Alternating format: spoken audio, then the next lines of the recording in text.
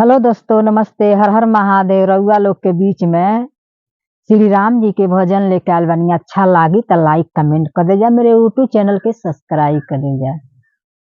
चल सखी देखी आई अयोध्या नगरिया, चल सखी देखी आई अयोध्या नगरी, श्री राम जी के मंदिर सजलवा। चल सखी देखी आई अयोध्या नगरिया, श्री राम जी के मंदिर सजलवा। चल सखी देखी आई अयोध्या नगरिया, श्री राम जी के मंदिर सजलवा। हे केवटा हरि के भरमवा लेवा, केवटा श्री राम के भरमवा लेवा।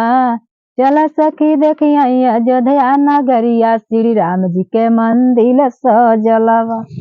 केवटा मलहवा खेवेला नैया, केवटा मलहवा खेवेला नैया, नैया से पार लगवले बा।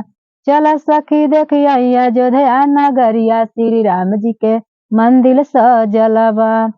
चल सखी देखी आई अयोध्या नगरिया, श्री राम जी के मंदिर सजलवा।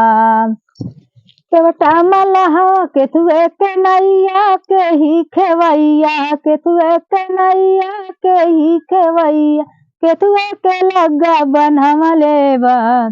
चल सखी देखी आई अयोध्या नगरिया, श्री राम जी के मंदिर सजलवा।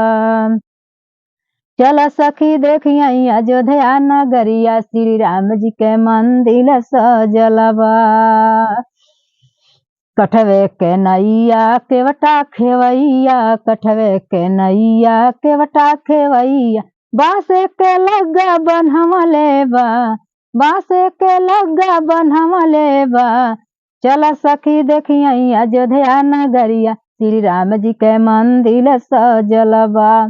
चल सखी देखी आई अयोध्या नगरिया, नया साल में सजलवा। केवटा मलहवा धोवे चरनिया, केवटा मलहवा धोवे चरनिया, नैया से पार लगवले बा। केवटा मलहवा धोवे चरनिया, श्री राम जी के चरण पखरले बा। चल सखी देखी आई अयोध्या नगरिया, श्री राम जी के मंदिर सजलवा। चल सखी देखी आई अयोध्या नगरिया, श्री राम जी के मंदिर सजलवा। जनकपुर से आइल बा खिचड़ी मिठाई, जनकपुर से आइल बा खिचड़ी मिठाई, अयोध्या में जाके बटाइल बा। चल सखी देखी आई अयोध्या नगरिया, श्री राम जी के मंदिर सजलवा। चल सखी देखी आई अयोध्या नगरिया, श्री राम जी के मंदिर सजलवा। सजलवा हो सजलवा, चल सखी देखी आई अयोध्या नगरिया, श्री राम जी के मंदिर सजलवा। जय श्री राम, जय श्री राम।